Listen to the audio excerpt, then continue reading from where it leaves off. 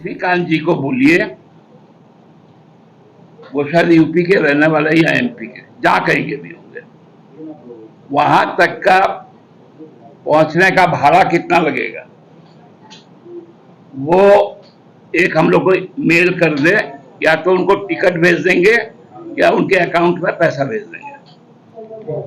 दादा, ये चुनाव आयोग का आपने सर, ये इतना लंबा समय तक का हिंदुस्तान का पहला लोकसभा चुनाव हुआ, 82 दिनों का पूरा पीरियड लेंगे तो लगभग 3 महीने, जिसमें पूरे देश में नफरत फैले, विद्वेष फैले, हिंसा फैले, ये प्रयास उनका कुत्सित है। गुड्डा के जो सांसद है, आप बीजेपी के प्रत्याशी, उन्होंने चुनाव के पहले कहा था कि मैं चुनाव प्रचार नहीं करूंगा, लेकिन कई जगहों पर हम लोगों ने देखा जनता के बीच में जा रहे थे।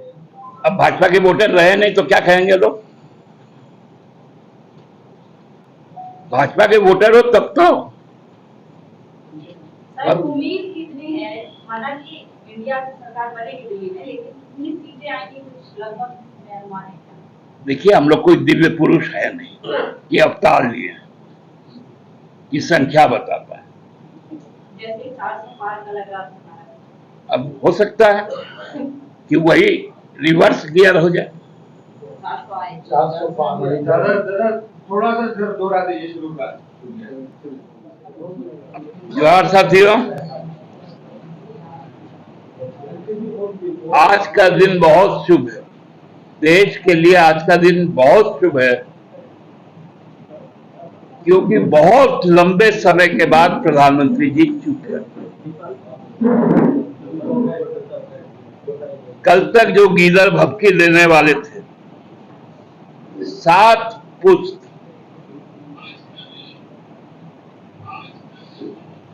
7 पुस्त का पाप निकाल दिया।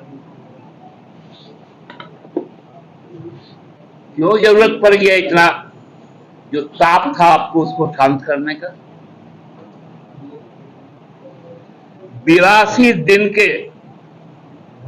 सबसे लंबे चुनाव दौर में देश ने इतना लंबा चुनाव, लगभग 3 महीने का,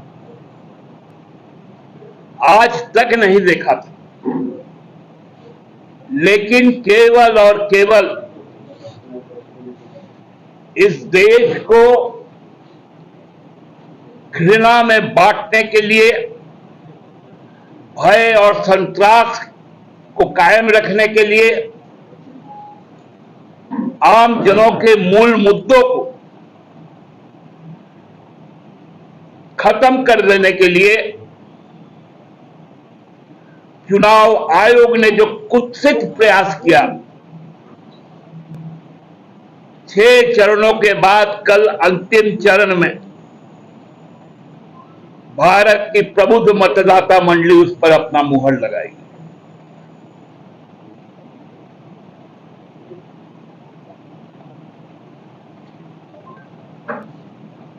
कितने दिनों के बाद पड़े मतदान को छुपाना,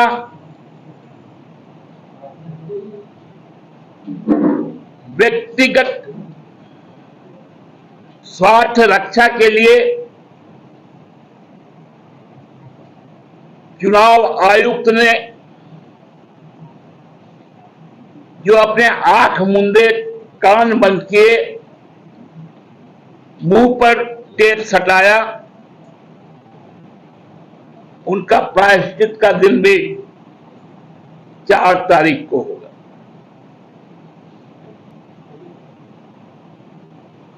उनको fair and free and fair election का जो संविधान ने दायित्व सौंपा था, उस दिन अपना दायित्व को पूरा कर उनके आज तक के किए गए पापों से वो मुक्ति पा सकते। जिन भाषा का अभी तक उपयोग किया गया, खासकर भारतीय जनता पार्टी के स्टार प्रचारक,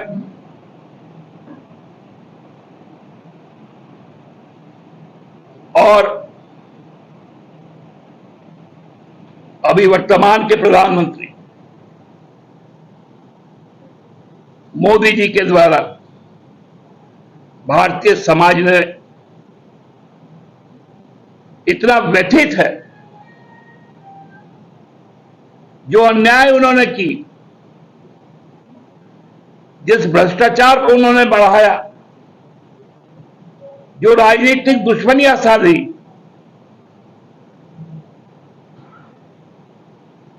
कमर के नीचे आघात किया, उसका माकूल जवाब अब जनता देगी। और जब जनता चुनाव लड़ती है तो जनता जानती है कि इस परिपक्व लोकतंत्र में उसका फर्ज क्या है। इसलिए मैं अपनी पार्टी की ओर से, क्योंकि संथाल परगना में कल चुनाव होना है, ज्यादा से ज्यादा मतदान हो, कोशिश हो कि 100% मतदान हो।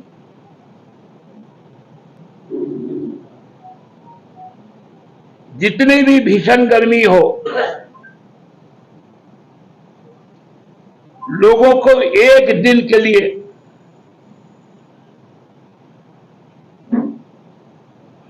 अपने साथ पर्याप्त मात्रा में पानी लेकर वो बूथों तक जाए।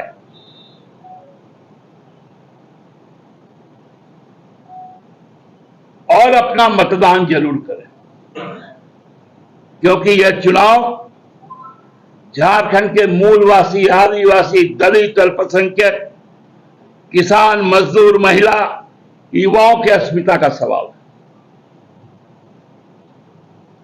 अपने हक और अधिकार का सवाल है।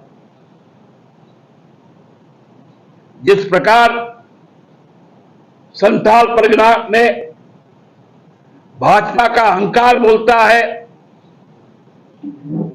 अदानी का लूट मचा हुआ है, उसके खिलाफ वोट करना।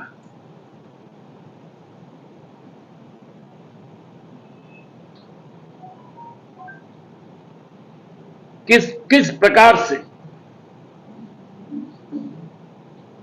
समाज को बांटा जा सकता है, ये संथाल परगना में इन्होंने केवल समाज को भी नहीं बांटा, परिवार तक को बांट दिया।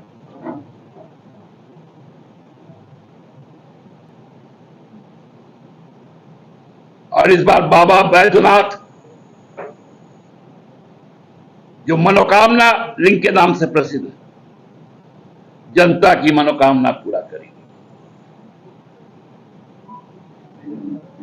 बाबा बासुकीनाथ, जो फौजदार है, वो न्याय करेंगे।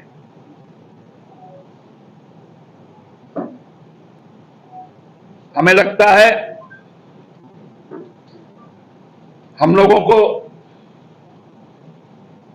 जिस दिन के लिए इंतजार करना है वो 4 तारीख होगा। और मैं आज पूरे दावे के साथ कह सकता हूं,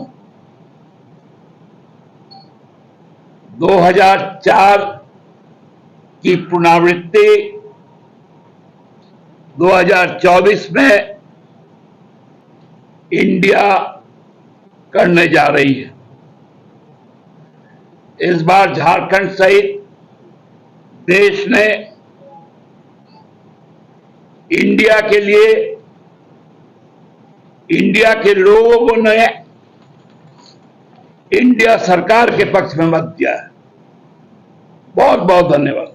इसका बात करते हैं, हमको तो समझ में नहीं आता। अरे जिसका प्रधानमंत्री संसद में खड़ा होकर बोलता है 400 पार,